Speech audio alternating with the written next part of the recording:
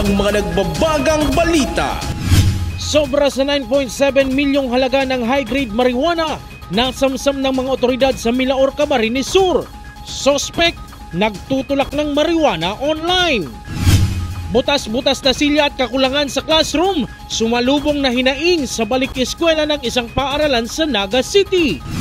International cruise ship, dumaong sa Karamuan, Camarines Sur. At first in the country na health motto, inilunsad sa Camarines Sur.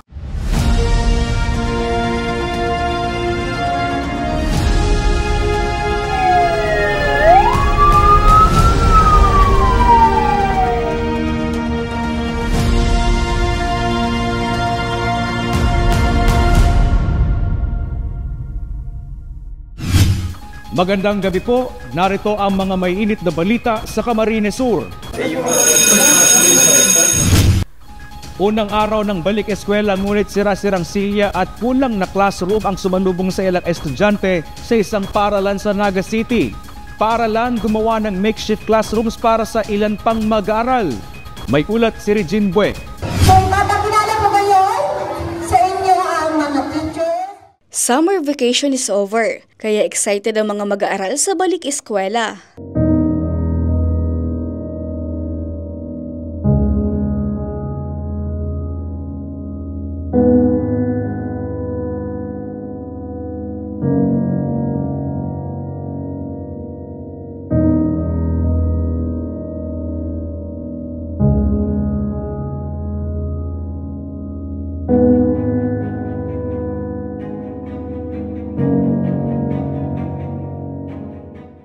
Pero paano kung ganito ang kalagayan ng paaralan na mahihinat na ng mga mag-aaral? Wasak-wasak na upuan, ang isang ito ginamitan pa ng tape may desk lang na mapagsulatan ng eskwela. Maliban sa problema sa silya, kulang rin sa silid-aralan ang sumalubong sa mga estudyante. Ang dapat sanang bagong pag-asa ngayong pasukan para sa ilang mag-aaral sa Julian B. Militon Elementary School sa Naga City. Ayon kay Apollo Sibelio, ang prinsipal ng paaralan, nasa 700 na mga upuan ang kulang umano sa kanilang paaralan. Ngunit hindi lang mga upuan ang problema, kulang din ang mga silid-aralan dito. Sa likurang bahagi ng paaralan sana may mga silid-aralan, ngunit hindi na ito magamit dahil palagi itong binabaha. Ang mga grade 1, 3 at 4 na estudyanteng ito, sa makeshift o tagpi-tagping classroom muna ang temporaryong silid-aralan para hindi na magpatupad ng 2 shifting sa bawat grade level. Ayon kay Judy Ann na may pinapaaral na anak sa paaralan, nakakalungkot at nakakadismaya umano ang sitwasyon ng mga bata. Pero wala silang magawa kundi ang magtiis at umasa na lang na may tutulong sa kanila. Medyo nakakalungkot po and nakaka-disappoint at the same time. Pero kaya naman po ng mga estudyanteng mag-adjust at ng mga magulang. Sana po matulungan po ng mga nakakataas, na matulungan po ang Militon, madagdagan po ng mga kakulangan sa gamit at mapansin din po yung pagbaha dito sa Militon, matulungan din po. Dagdag pa ng pamunuan ng paaralan, matagal na nilang ipinapaabot sa mga kinauukulan ng kakulangan ng pasilidad. Ngunit hanggang ngayon, wala pa umanong tugon. Pero ang sarong challenge digdiyo kung paano sa tuyang mga eskwela iin kami noron na magraralaog, lalong-lalo na kung mauran. Ta syempre yaw ng paghadit na pwedeng ang sa indang mga aki abuto nin baha. Igwa kita digdiyo nin nin parte na pag makusugang uran, babahaon yan, at mga aki pwedeng dai makabalyo kung dai aalsahon. And nahiling tayan. Kaya ang ginibuta kadto, nagkaigwa kita ning pag-request sa saduyang syudad, pero namumundo kita na dahil na tauan na charge man lang ko ta ito ngani sa inapod na Queen. Kaya lang dahil ko aram kung taano ta na tauan, pig-request man ito kan ning pirambulan man bago ang closing. Tanganing in preparasyon ngunyan, lalong-lalo tamatag-uran.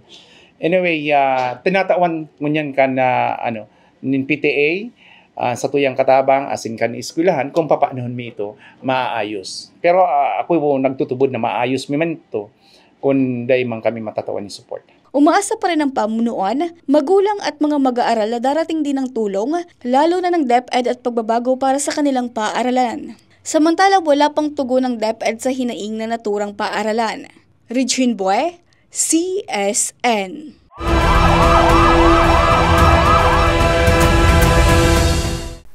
Tumambad sa mga otoridad ang bloke-bloke ng hinihinalang high-grade na marijuana sa Milaor, Camarines Sur.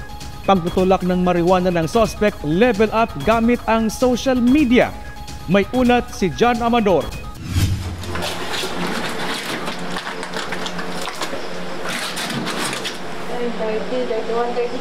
Sa ikinasang anti-illegal drug operation sa Zone 2, Barangay Maydaso, Milaor, Camarines Sur, gabi nitong June 15, tumambad sa mga operatiba ang sandamakmak na bloke ng hinihinalang high-grade marijuana mula sa lalaking suspect edad 21 anyos na nangungupahan lang sa lugar.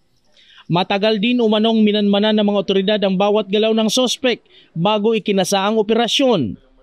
Kumagat sa pusher buyer ang suspect kung saan nakabili ang mga otoridad ng 1 kilo ng hinihinalang high-grade marijuana. Aabot sa kabuang 80 kilo ng marijuana ang narecover sa inuupahang bahay ng suspect. Worth of 9,750,000. Matagal na talaga itong nating minamanmanan na 2 months na yata, magti-2 months na. Sinusubaybayan natin itong si Raymond Aguilar Belga. Max, 21 years old lang po ito. Single pa, single, wala pa daw siyang asawa. Unemployed pero di ba nagla-live selling daw siya ng mga damit residente po ito ng Barangay Santa Cruz, Naga City. Nangungupahan lang siya dun sa atin dito sa Maydaso sa Milaor, Camarines.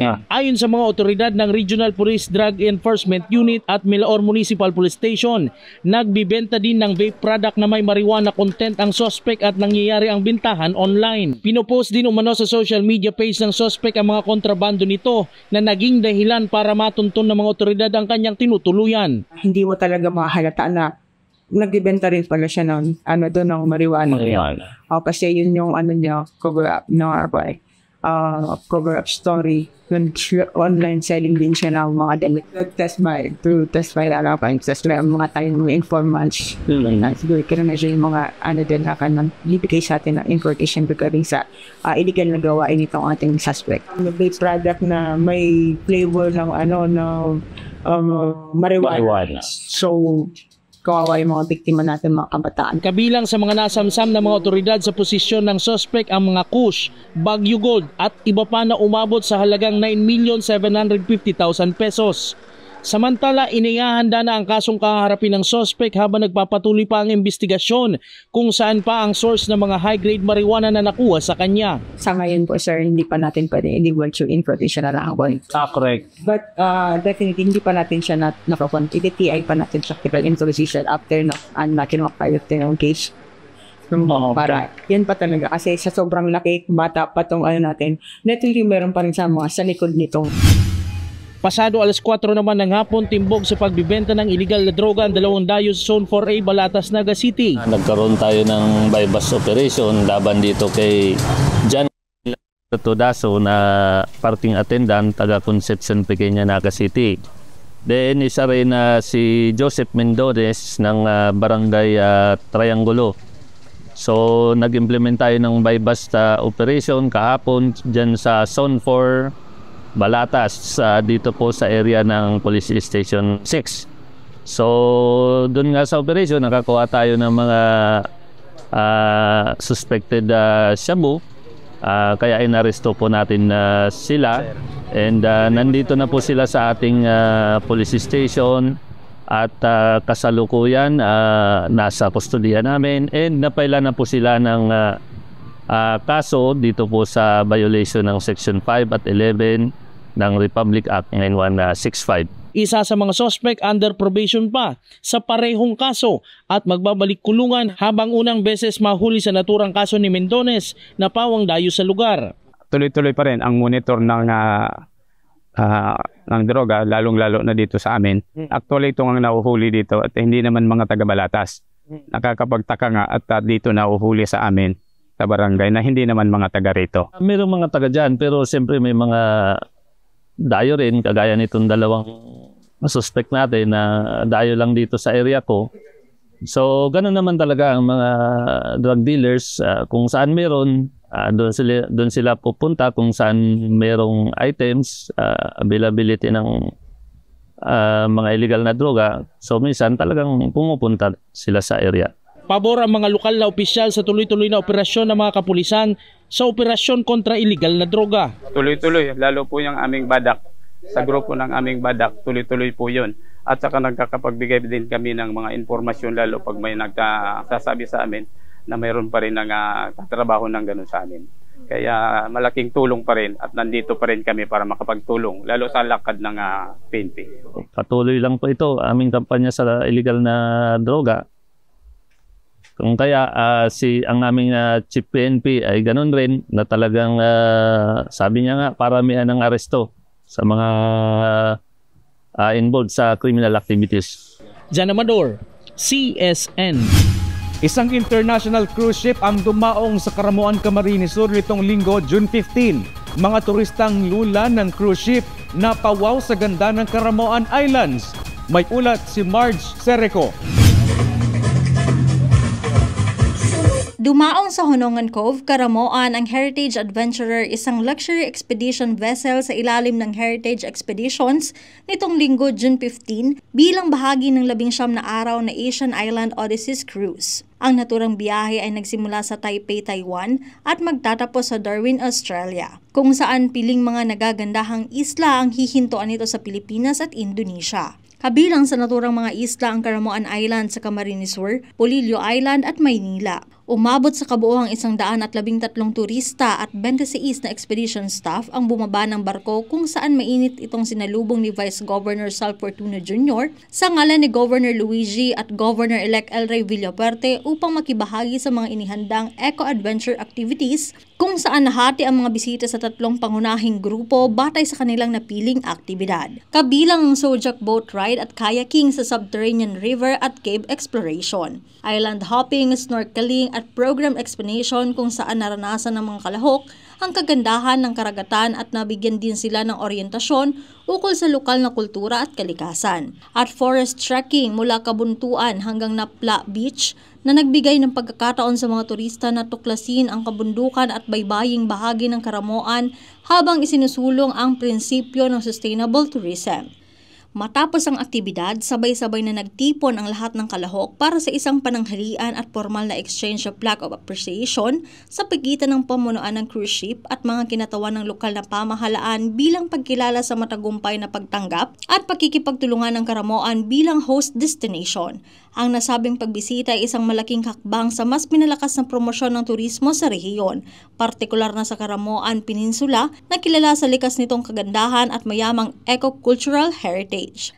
Ang pagkakasama nito sa international na ruta ng isang prestihiyosong expedition cruise ay inaasahang magdadala ng mas maraming oportunidad para sa lokal na kabuhayan at pandaigdig ang pagkilala sa lalawigan ng Camarines Sur na kilala rin bilang Sports and Adventure Capital of the Philippines. Marge Sereco, CSN.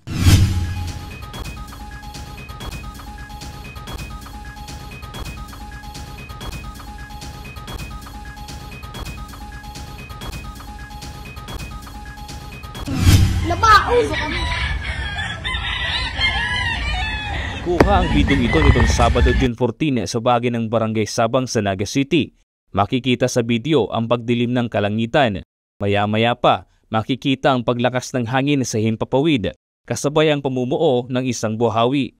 Nagdulot ang naturang insidente ng alarma sa mga residente. Hindi na nakapaminsala pa sa kabahayan ng naturang ipu-ipo na nalusaw rin kalaunan. Ayon sa Pag-asa Camarines Sur, nakaranas ng thunderstorms ang ilang bahagi ng Camarines Sur oras ng mabidyuhan ang pamumuo ng buhawi. Kasama ng thunderstorm, so magkasabay po yan sila.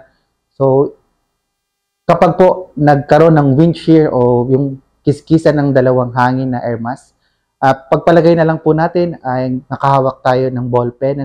So kapag in-spin natin siya, ay nagkakaroon po ng wind shear, nagkakaroon po ng spinning of air dun sa wind shear na yung sa gitna. So dapat horizontally yung pagbubuo niya. Karamihang nabubuo rin daw ang buhawi sa salubungan ng mainit at malamig na hangin, lalo ngayong panahon ng easterlies.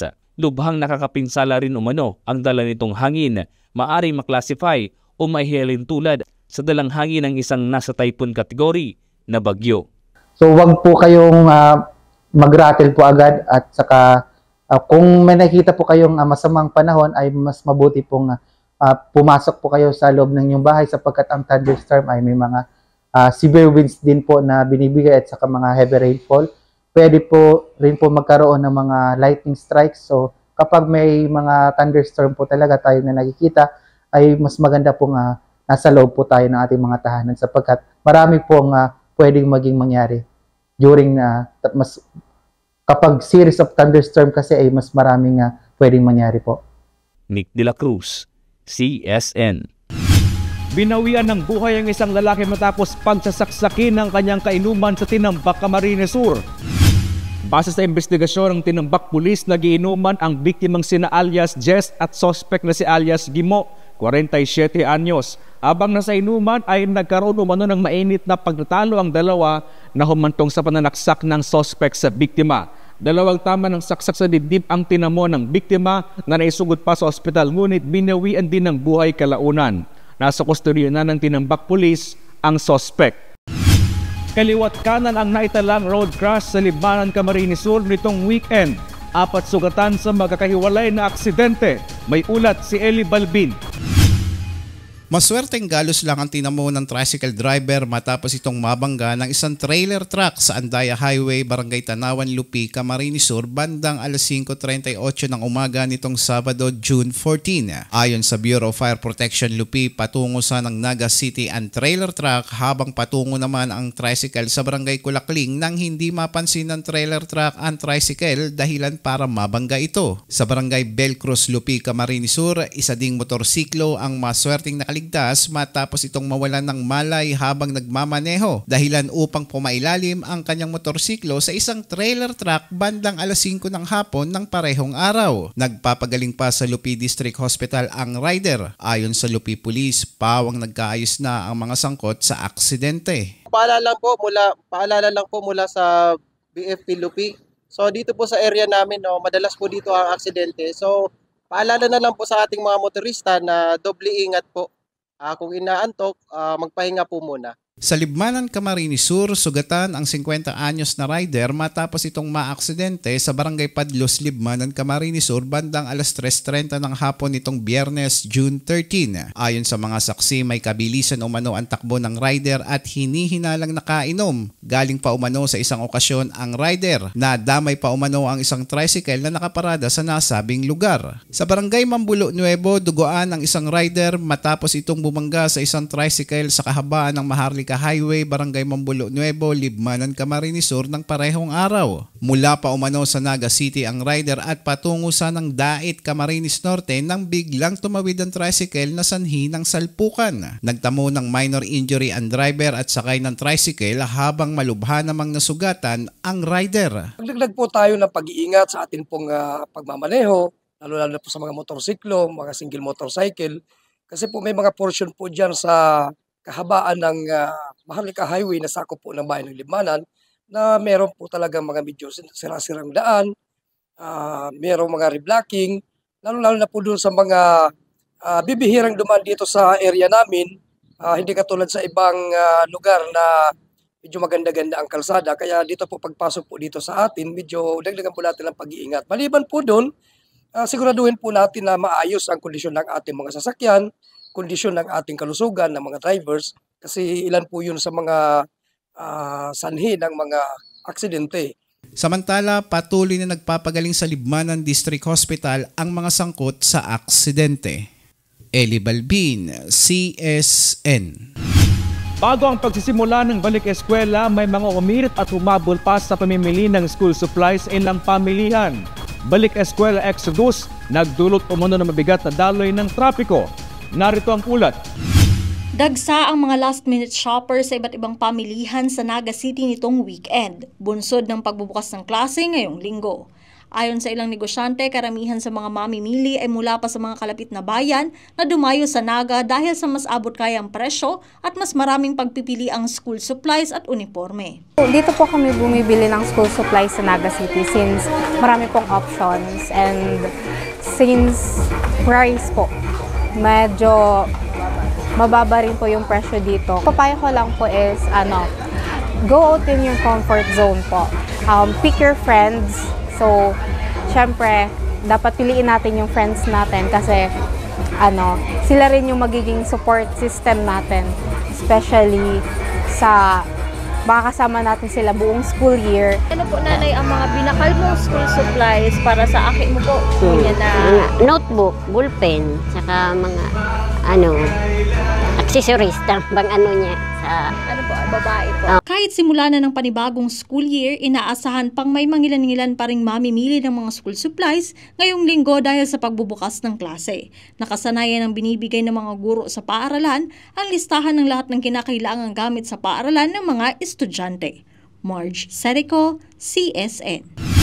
Kada araw gumagastos pa umano ang ilang tsuper makakonect lang sa internet. Ngunit ngayon dahil sa mas pinalawak na free wifi ng provincial government ng Camarines Sur, na-enjoy na ng mga tsuper at mga commuter ang mabilis na internet connectivity.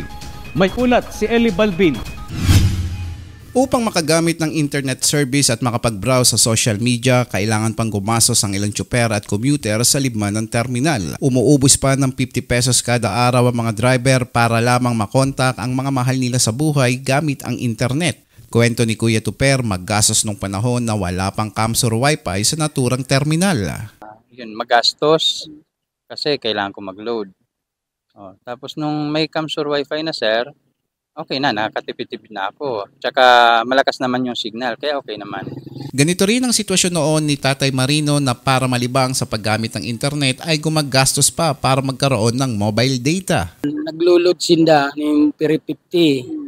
Ngunyan, dahil na sinda naglo-load ng 50, nakakonik na di sa Camsur Wi-Fi. Ngayon, gamit ang Camsur Wi-Fi na isa sa mga prioridad ng programa ng Provincial Government ng Camarines Sur sa pamumuno ni Governor Luigi Villapuerte, katuwang sina Congressman El Rey at Congressman Migs Villapuerte, libre ng napapakinabangan ng mga driver, pasahero ang mabilis na internet service ng Camsur Wi-Fi. Malaking tulong para kila Kuya Tuper at Tatay Marino dahil nagagamit nila sa trabaho ang mabilis na internet service ng Camsur Wi-Fi. Mahalaga sir kasi unang-una sir sa communication sa trabaho, ganon, kung anong mga update regarding sa trabaho namin, madali kaming na-inform. Ang Camsur Wi-Fi, okay man po ang niya, ang signal niya, dahil man siya nagpuputol-putol, saka nagagamit kan mga driver, dakulang benepisyo man sa mga empleyado, dahil na sila nagpaparaload. Kaya nagpapasalamat naman kami sa panginginautan ni Governor El Rey na nagkaigwag di sa terminal ng libreng wifi, dakulang tabang sa mga membro. Eli Balbin, CSN. Nag-viral at naging usap-usapan online ang tila anyo ng imahe ng Birheng Maria sa ulap sa pagtatapos ng National Youth Day. Narito ang ulat. Sa pagtatapos ng National Youth Day kung saan host ang Archdiocese of Cáceres, isang kahangahangang tanawin ang nasaksihan ng mga dumalo sa NYD 2025 matapos na mamataan ang tila imahe ng mahal na Birheng Maria sa ulap sa ibabaw ng Basilica Minore ng Peñafrancia umaga nitong June 14. Viral ngayon sa social media ang post ni Noel Galia, isa sa mga kabataang kalahok sa NYD na nagbahagi ng larawan kuha sa naturang tagpo. Makikita sa larawan ng ulap na tila hugis ina, isang eksenang agad na umani ng reaksyon, pagbati at panalangin mula sa netizens. Ayun, I was amazed and I was shocked talaga, kaya yun na nakashout ako sa mga kasamaan ko na, oh my God, yung clouds, tingnan niyo, parang si Mama Mary, yun. Tapos kaya pinicturean ko agad-agad, tapos nag-video din ako. Pero yung ayun, nag-post lang ako ng like just a normal post on my Facebook post, on my Facebook account pala. Tapos yun, pagka uwi namin sa aming foster house, kasi nag-foster house kami doon sa Pinafrancia na parish, hindi ko na namalayan pag wake up ko, yun, nag-trending na pala yung post ko. Kaya hindi ko talaga, I never imagined that it will click or magte-trending yung post ko. Kasi sa akin lang naman, I just wanna share my Facebook friends, the beauty of the clouds na nakikita ko, kasi para talagang si Mama Mary, and it's a goosebumps for me talaga. Ang di inaasahang pangyayaring ito ay naganap sa gitna ng closing mass at send-off program kasunod ng magdamagang vigil at panalangin ng mga kabataang peregrinyo mula sa iba't ibang dioceses at lalawigan ng bansa. Para sa marami, ang tanawin ay mistulang gantimpala mula sa langit, isang makalangit na paalala ng presensya ng Diyos at mahal na ina sa buhay ng kabataang Pilipino. Napuno ng emosyon, pananampalataya at katahimikan ang Basilica Grounds habang pinagmamasdan ang kalangitan. Sa pagtatapos ng NYD Cáceres 2025, ang nasabing pangitain ay nag-iwan ng matinding inspirasyon at pananampalataya, isang makasaysayang alaala na tiyak dadalhin ng mga kabataan sa kanilang paglalakbay bilang Kristiyano. Marge Serico, CSN. Pinangunahan ng Barangay Council ng Sabang sa Calabanga, Camarines Sur ang awareness seminar hinggil sa HIV/AIDS at teenage pregnancy na layuning mapalakas pa ang kaalaman ng mga kabataan sa epekto ng maagang pambubuntis at silent killer na HIV/AIDS. May ulat si Regine Buen. Sa gitna ng patuloy na pagtaas ng kaso ng Human Immunodeficiency Virus o HIV sa Camarines Sur at mga usapin tungkol sa maagang pagbubuntis, nagsagawa ng serye ng mga seminar ang Barangay Sabang sa bayan ng Calabanga. Ito'y bahagi ng layuning mapalakas pa ang kaalaman at kamalayan ng mga kabataan hinggil sa naturang sakit at isa sa mga problema sa lipunan. Ayon kay Lisel, isa sa mga lumahok sa seminar, mainam umano na may ganitong program ang barangay para maging aware ang mga tao, lalo na silang mga kabataan. Kasi po, di ba, kapag nagkakaroon tayo ng seminar, talagang ini-enlighten, dinadagdagan yung knowledge natin ng mga speakers. And by that, parang as a person, me personally po talaga, parang bakit ko pa gagawin if there are negative impact to my health? Ayon sa datos ng Department of Health, mula noong 1984 hanggang February 2025, nakapagtala ang rehiyon ng Bicol ng kabuoang 3,353 na kumpirmadong kaso ng HIV o AIDS, kung saan 273 sa naturang bilang ang naiulat na namatay dahil sa naturang sakit. Kaya naman nagtulungan ng opisyal ng barangay at sangguni ang kabataan para isagawa ang HIV and AIDS awareness at teenage pregnancy seminar. We are highly encouraging everyone po to attend our seminar regarding HIV/AIDS to eradicate or lessen the victims or the positive patients po of HIV. So we are aware po kasi dito sa aming barangay na ng HIV and AIDS po is not curable, but it's pwede po siyang maiwasan. So, as youth po, ang ginagawa po namin ng SK, since meron po kami Committee on Health, nakikipag-coordinate po kami sa barangay namin para po mag-conduct ng ganitong seminar regarding HIV and AIDS kasi po, mostly po sa amin, hindi na po aware and we are very vulnerable generation. So, madali po kami ma-impluwensyahan and madali rin po kami makagawa ng mga bagay na hindi po dapat namin ginagawa as early as now. So, ito pong nakikita nyo pong seminar sa likod namin, ito na po yung one way po namin para i-educate na rin po yung mga youth po dito sa barangay namin. Kumbaga, inobliga din tayo ng DOH, Department of Health, na sana magkaroon pa ng awareness ng tao regarding sa HIV/AIDS na tumataas ang ano po ngayon ang kaso ngayon. So kami po dito sa barangay, regular kami nagkakandak ng mga seminar, awareness seminar po. Lalong-lalo na ngayon magpipiesta sa amin, sinama namin siya sa calendar of activities through Sangguniang Kabataan. So aside from conducting a seminar po, nagkakaroon din ng free testing, lalong-lalo na sa mga youth na nag-attend po. Ayon sa mga opisyal, tuloy-tuloy ang ganitong mga seminar sa barangay para mas marami pang residente ang makinabang at magabayan, hindi lamang sa mga isyong kalusugan, kundi sa pagbuo ng mas maayos na komunidad. Regine Boy, CSN. Hindi na lang express labs on wheels, medical at laboratory vans ang ikot sa mga komunidad sa Camarines Sur dahil soon to roll na rin ang health moto na equipped sa iba't ibang medical apparatus. Narito ang ulat.